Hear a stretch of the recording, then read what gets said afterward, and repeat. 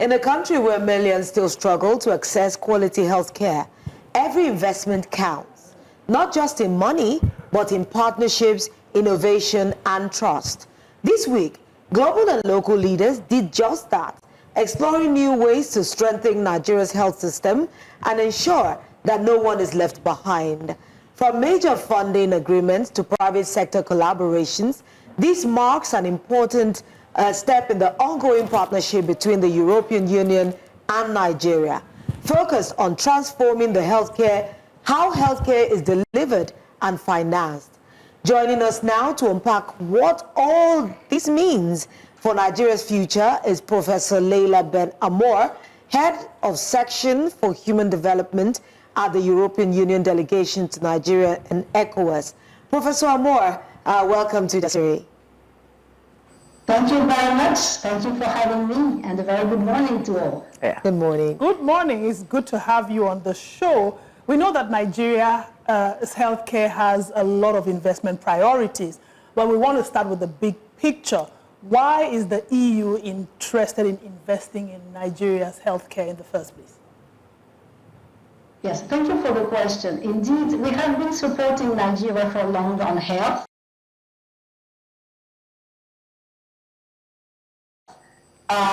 Through local projects as well as through contributions to large funds, global funds. But we have to step back a little bit. And this is all something that we designed with the African Union post-COVID.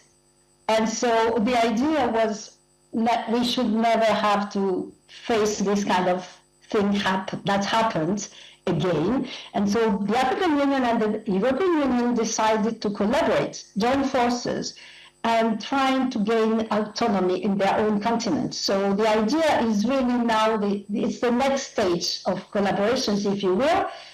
We cannot have, good health is the cornerstone of any development. Human development, human capital needs, if you want to have a strong, robust economy, you need to have a strong, resilient, well-educated, in good health population. And so the idea was coming from there, and then we decided to do it a bit different with the African Union and to focus on how to generate or help strengthen the existing ecosystems in Africa to ensure that healthcare is sustainable and strong locally, starting with manufacturing healthcare products, vaccines, medicines locally as well.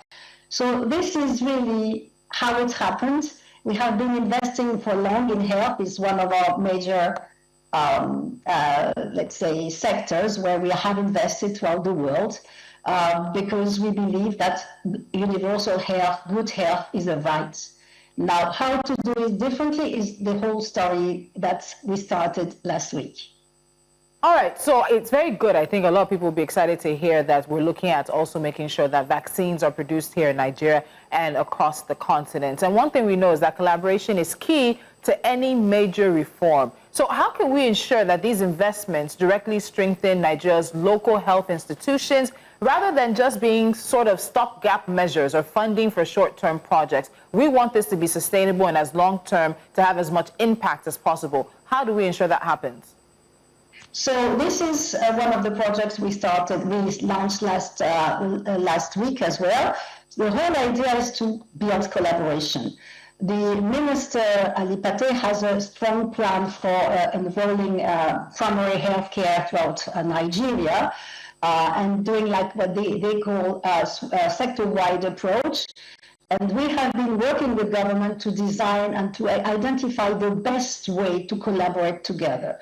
On these particular programs we launched last week, the idea is to really work with government in the design, but also work with all health institutions we have identified to build up collaborations, to strengthen their capacity in implementing or regulating the sector, as well as to start engaging with private sector on health, so that we can build it together in a much more sustainable way.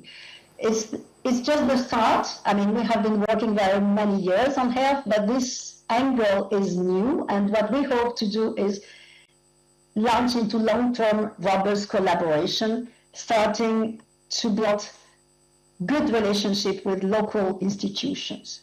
And we have been engaging with NIPRIT.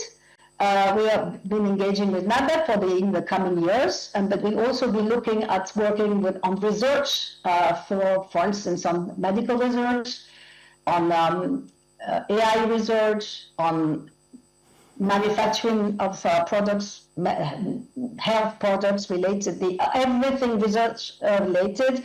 We would like to work with universities as well. And of course, we must not forget private sector. It's not only local institutions, it's local institutions and the private sector. We need to find a way to do it together differently. Yeah. Okay, so we understand that some major agreements are being signed, Prof. Could you walk us through what they are about and the kind of impacts that they'll have on Nigeria's health sector? Yes, so last week we signed with the Nigerian government the MAV agreements. MAV stands for Manufacture of Vaccines and Other Health Products and Health Technologies. So this one is part of an African-wide program that we designed with African women. And in Nigeria, the idea is to focus more on capacity building for research and production, working through partners and with local institutions. And we aim at having a few very robust deliverables, looking at some diseases, looking at some products. We also want to have a look at how the supply chain is organized and work together with Nigeria so we ensure that there's a more robust system. So that's the first one that we signed with government, and it's going to start now. We have also signed an agreement with the WAHU. WAHU is the West African Health Organization, and so it's a regional project, an ECOWAS project, that is going to look at how to strengthen sexual and reproductive health and rights in the ECOWAS region. It's really led by WAHU. We are supporting it as a Team Europe with our member states, the member states that have joined forces with us in that endeavor. And so this is more an ECOWAS wide program. It should be very important in Nigeria as well, helping strengthening the family planning and access to different solutions and medication for better health for women, for mothers, for children. Thank you. The last one was not signed with us. It was we witnessed the signature of a partnership between Bayer and Nigerian government, so they are better placed to speak of it. Fantastic. Professor, the private sector is often described as a key player in transforming healthcare generally. And how does the partnership between Nigeria and the EU bring more businesses and innovators, especially, into the conversation? So as you know, I am not here I'm not teaching you anything new or saying anything new. Nigeria has brilliant businesses and innovators already. There are many players already in the health private sector ecosystem.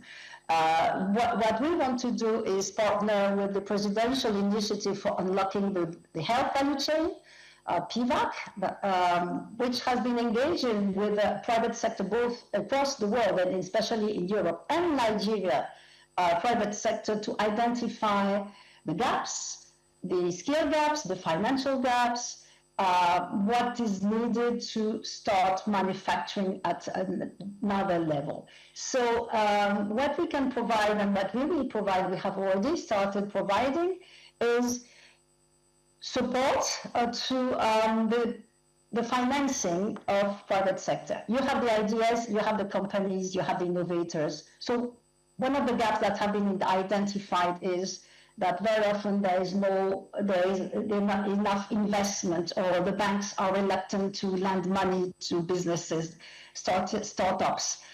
So that's what we're working on with government, trying to identify the best financial instruments to provide guarantees to help this private sector help itself and develop its activities in Nigeria. This is a very important part of what we're trying to do. It's part of our global gateway strategy. So we're looking at how to do investments together with Nigeria. Under this one, it's we have already very promising companies lined up. Of course, it's hush-hush because it's not been yet decided. And we are bringing in our European investment banks as well as other banks working with Nigerian institutions. So that's just the beginning of everything. We have, PVAC has identified very promising companies, and we are aiming at working hand in hand with the private sector and government on that. It is a very exciting project that we're starting, and we hope to have very good results indeed starting from next year.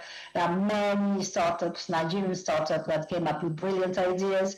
There are many European companies that are looking at coming to Nigeria to do business and create jobs in that sector as well. So we hope to have indeed very good results shortly. So, Professor, talking about government, Nigeria's current health policies focused on achieving universal health care, and you've often emphasized human development as central to the EU's mission. What's the plan for specifically addressing the health needs of women, of girls, and of young people, especially in the rural or underserved areas?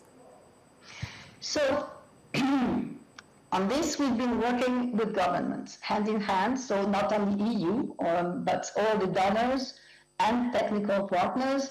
So the minister has a very strong plan to develop primary health care. And we have been trying to align all our efforts and to reach the same goals. In this particular instance, for instance, we have a program that we call SAHA, which is focusing on the health care for adolescents, especially girls. So we're working through all the primary healthcare centers in in the 3 states we're looking at doing this project to provide and help government provide access to health to the most underserved populations, of course, women. We have another program on maternal health that is regional, that is looking at the problem of bleeding at birth. There are very useful, simple medicine that can help and save lives in numbers, and that's a project we have started implementing in West Africa. It's a medicine that can be manufactured locally. They are already looking at how to develop its manufacturing. And so that's the kind of things we do. But we just support government and try to bring what help we can. But the main actor here is government. Primary health care should be strong, and basic access to basic services such as that should be scaled up. And it's a very big endeavor in Nigeria, given the size of the population and the difficulty to reach some of its population, especially the rural populations. It's a challenge. I think we have been making good progress. There is a lot more to do, of course. And Nigeria, we stand with Nigeria in its efforts in that respect. We have done that so for many years, and we will continue to do so. All right, Professor Leila, before we let you go, just one final question. How will all of this translate into the real benefits for Nigerians, especially women and young people? How will we be able to measure success, and what specific outcomes or metrics should we look out for, excuse me, in the coming months and years to gauge the real impact? So that's a very good question, but that's a project-based question. Let's say that if we have projects that have indicators, deliverables, and we are hoping to reach them.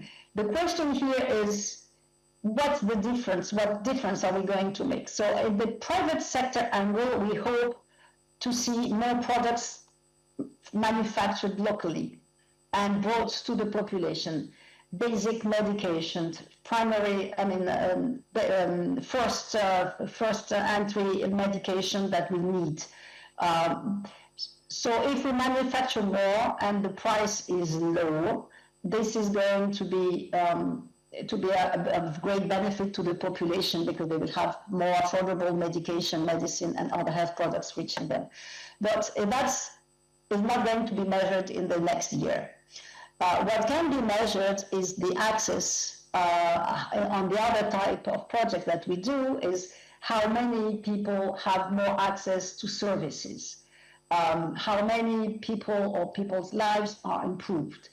I think we can measure differences, and that's the whole sector-wide approach of government trying to deliver to its most needed, the most vulnerable populations. Now, what is the difference in everyday lives? If you have more manufacturing, then you have more manufacturing jobs, and it's important also to create jobs. So creating jobs, giving access to more affordable medication, giving access to basic services, that's what we're looking at. It's long-term, but we do hope to have results in at least 2 years' time period, because we just are starting on this. Yes. Professor Leila Ben Amor, thank you very much for joining us this morning and sharing all your wealth of knowledge with us. We appreciate you. Thank you very much. Thank you. Have a very good day. Thank you, ma'am. Thank you.